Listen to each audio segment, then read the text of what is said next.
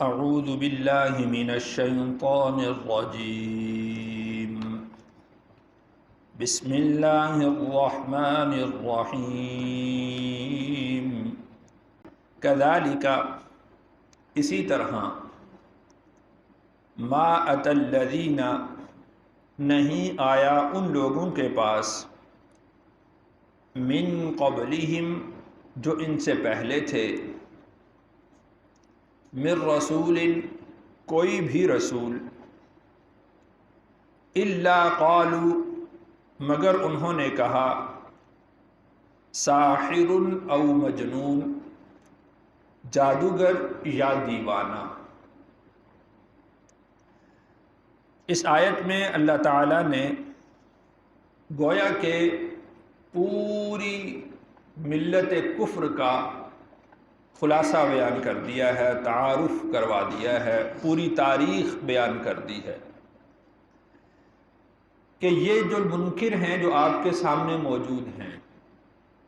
نعوذ باللہ ان کا کلام آپ کے بارے میں یہ ہے کہ کبھی کہتے ہیں کہ شاعر ہے، کبھی کہتے ہیں جادوگر ہے، کبھی کہتے ہیں مجنون ہے۔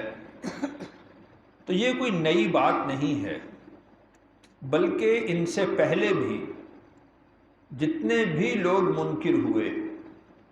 انہوں نے ان تمام انبیاء کو جو ان کے پاس ان کی طرف مبعوث کیے جاتے تھے ان کے بارے میں یہی قول رکھا ہے۔ اسی کو اللہ نے ارشاد فرمایا کہ کذالک ما اتی الذین من قبلہم من رسول، اسی طرح کوئی بھی رسول پہلی قوموں کے پاس نہیں آیا الا قالوا مگر انہوں نے کہا ساحر او مجنون، کہ ساحر ہے یا مجنون ہے، جادوگر ہے یا دیوانہ ہے۔ تو انہوں نے جادوگر یا دیوانہ کہہ کر ان کے پیغام کو ہلکا کرنے کی کوشش کی اور ان کی بات کا مذاق اور ٹھٹھا اڑایا اور ان کی نصیحت کو انہوں نے اس طرح پس پشت ڈال دیا۔ آگے اللہ ارشاد فرماتے ہیں کہ اتواصوا بہ، کیا وہ اس کی وصیت کر کے مرے؟ یعنی پوری چین جو کفر کی ہے وہ اسی طرح سے ساحر مجنون ساحر مجنون ساحر مجنون کی گردان الاپتے رہے ہیں کہ گویا کہ پہلا طبقہ مرنے والا وہ وصیت کر کے مرا ہو کہ میرے بعد جب بھی تمہارے پاس کوئی رسول آئے تو تم نے ساحر اور مجنون ہی کہنا ہے۔ اس طریقے سے وہ کفر پر پکے ہیں، اس طریقے سے وہ انبیاء علیہم السلام کی توہین پر جمے اور ڈٹے ہوئے ہیں، گویا کہ پہلے کافروں نے ان کو یہ بات سمجھا دی ہے، ان کو یہ وصیت کی ہے کہ جب بھی تمہارے پاس رسول آئے گا تو تم نے ساحر اور مجنون کہنا ہے۔ اللہ ارشاد فرماتے ہیں کہ بل ہم قوم طاغون، وصیت تو نہیں کی لیکن یہ پوری کی پوری قوم ہی سرکش قوم ہے، یعنی پوری ملت کفر وہ سرکشی کے اندر ہے، اور سرکش کے پاس دلیل کے جواب میں دلیل نہیں ہے، دلیل کے جواب میں استہزاء ہے، دلیل کے جواب میں ٹھٹھا ہے، دلیل کے جواب میں مذاق ہے، دلیل کے جواب میں ساحر اور مجنون کہنا ہے، اس کے علاوہ اور کچھ نہیں۔ فَتَوَلَّ عَنْهُمْ، پس آپ ان سے اعراض کیجئے،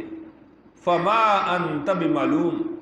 پس آپ پر کوئی ملامت نہیں ہے،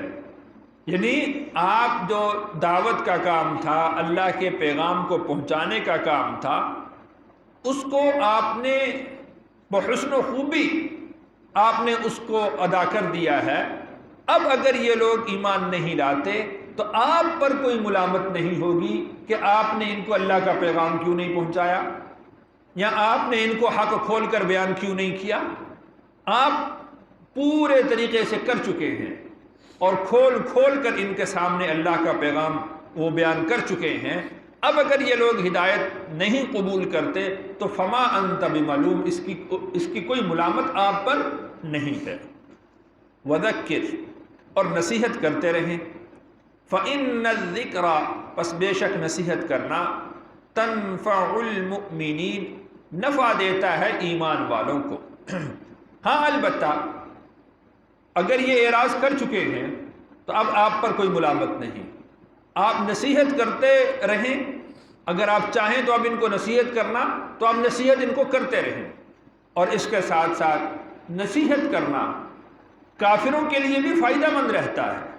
اور بالخصوص ایمان والوں کو تو بہت ہی نفع دیتا ہے۔ تو ایمان والے بھی ایک دوسرے کو نصیحت کرتے رہیں، خیر کی بات کہتے رہیں، بھلائی کی بات کہتے رہیں، اس لیے کہ بھلائی کی بات کرنا وہ کبھی بھی نفع سے خالی نہیں ہے۔ تو وذکر، آپ نصیحت کرتے رہیں، فإن الذکریٰ تنفع المؤمنین، پس بے شک نصیحت کرنا وہ نفع دیتا ہے ایمان والوں کو۔ اور یہی سبق جو رسول اللہ صلی اللہ علیہ وسلم کو اللہ تعالیٰ نے ارشاد فرمایا، یہ پوری امت کے لیے بھی یہی سبق ہے کہ نصیحت کرتے رہنا چاہیے، اور کبھی بھی اس بات سے دل برداشتہ نہیں ہونا چاہیے کہ ہماری نصیحت سے کون سا فائدہ ہوتا ہے۔ آپ لوگ دیکھتے ہیں کہ کیسے کیسے لوگ دنیا کے اندر سرکش موجود ہیں، لیکن جب ان کے پاس نصیحت کی بات بار بار جاتی ہے تو وہ لوگ ہدایت کی طرف آ جاتے ہیں۔ تو بہرحال نصیحت کبھی بھی ضائع نہیں ہوتی۔ اس کو یوں سمجھ لیجئے کہ جس طرح زمین ہے وہ بہت ہی بنجر ہو گئی ہو، بہت ہی خراب ہو گئی ہو، تو ایک دفعہ کے ہل چلائے سے اس میں اگر بیج ڈالیں گے تو پھل نہیں اگے گا،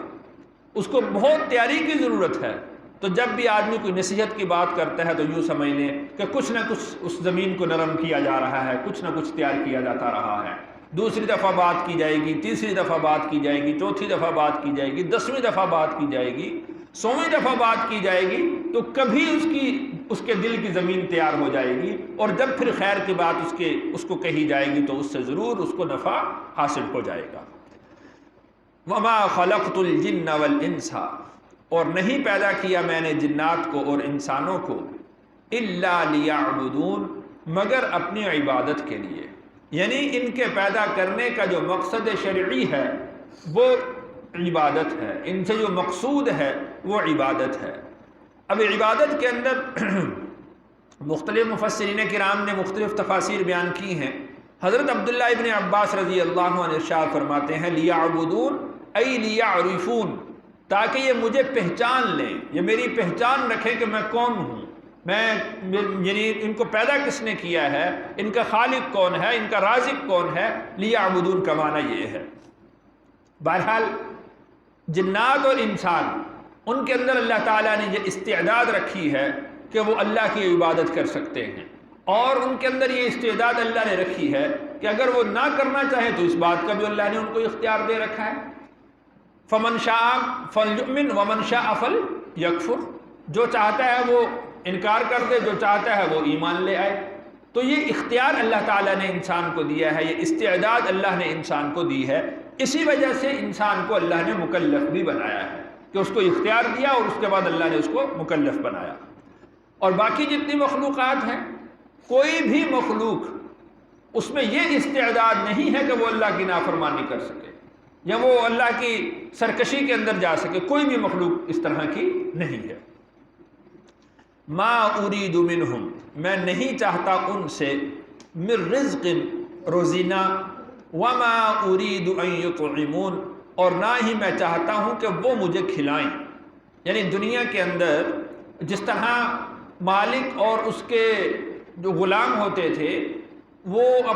مالک اپنے غلاموں کو بھیجا کرتا تھا، اور غلام جاتے تھے اور مزدوری کرتے تھے، مزدوری کما کر لا کر مالک کو دیا کرتے تھے، تو مالک کو مقصود ان غلاموں سے روزی ہوتی تھی۔ تو اللہ تعالیٰ ارشاد فرماتے ہیں کہ ما ارید منہم من رزق، میں ان سے روزی کموانا نہیں چاہتا، میں ان سے روزینہ نہیں چاہتا کہ یہ مجھے کما کر لا کر دے، وما ارید ان یطعمون، اور نہ ہی میں یہ چاہتا ہوں کہ یہ مجھے کھلائیں، اس لیے کہ ان اللہ هو الرزاق، بے شک رزق دینے والی ذات تو وہ محض اللہ ہی کی ذات ہے۔ اللہ تو خود رزق دیتے ہیں بندوں کو، اس کو کسی کے رزق کموانے کی کوئی حاجت اور ضرورت نہیں ہے، اور وہ رزق کے کھانے سے پاک ہے، اور وہ سونے سے پاک ہے، ہر طرح کی احتیاجی سے وہ پاک ہے۔ ذو القوۃ المتین، وہ قوت والا ہے، زبردست ہے، طاقت والا ہے، تو اس کو کسی مخلوق سے کموانے کی کوئی حاجت اور کوئی ضرورت نہیں ہے۔ فَإِنَّ لِلَّذِينَ ظَلَمُوا ذَنُوبًا، پس بے شک وہ لوگ کہ جنہوں نے ظلم کیا ان کا ڈول بھر چکا، مثل ذنوب اصحابہم، مثل ڈول بھرنے کے ان کے ساتھیوں کے، یعنی جس طرح ان سے پہلے لوگ ظالم ہوئے، جس طرح ان سے پہلے لوگ سرکش ہوئے، ان کا ڈول بھر چکا تھا، اسی طریقے سے ان کا ڈول بھی بھر چکا۔ اور آپ اس بات سے بخوبی واقف ہیں کہ جب ڈول بھر جائے تو پھر وہ ڈوب ہی جاتا ہے۔ تو جس طرح ان لوگوں پر اللہ کا عذاب آیا، ان کا ڈول ڈوب گیا، اسی طریقے سے ان لوگوں پر بھی اللہ کا عذاب آنے والا ہے، ان کا ڈول بھی بھر چکا ہے۔ فَلَا يَسْتَعْجِلُونَ، پس وہ لوگ مجھ سے جلدی طلب نہ کریں۔ تو یعنی عنقریب ان پر اللہ کی گرفت آنے والی ہے، اللہ کی پکڑ ان پر آنے والی ہے۔ فَوَيْلٌ، پس ہلاکت ہے، لِلَّذِينَ كَفَرُوا، ان لوگوں کے لیے جو منکر ہوئے، مِن يَوْمِهِمْ، ان کے اس دن سے، الَّذِي يُوعَدُونَ، جس کا وہ وعدہ کیے گئے ہیں، یعنی وہ جو ہلاکت کا دن ہے، قیامت کا جو دن ہے، وَيْلٌ يَوْمَئِذٍ لِّلْمُكَذِّبِينَ، جس کو اللہ تعالیٰ نے بار بار سورۃ مرسلات کے اندر بیان فرمایا کہ ہلاکت ہے اس دن کے اندر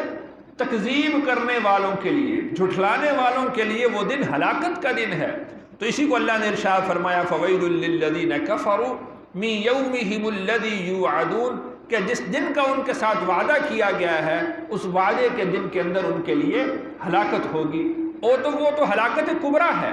دنیا کے اندر اللہ تعالیٰ نے ان کے لیے ہلاکت صغریٰ کے اسباب بھی قائم کیے، جس طرح کہ غزوہ بدر کے اندر اس کا کچھ نمونہ اللہ تعالیٰ نے ان کے سامنے پیش کیا کہ بے سر و سامانی کے عالم میں مسلمانوں کو اللہ نے فتح عطا فرمائی، اور وہ کس طرح اتراتے ہوئے اسلحہ سے لیس تھے، اور ان کے 70 سے زائد سردار اس میں قتل ہوئے، مارے گئے، ان کی شان و شوکت ٹوٹی۔ تو جس طرح دنیا کے اندر ان کے لیے ہلاکت صغریٰ کا اظہار اللہ تعالیٰ نے کروایا ہے، تو قیامت کے اندر اسی طرح اللہ ان کے لیے ہلاکت کبریٰ کا انتظام کریں گے۔ اور جس طرح دنیا کے اندر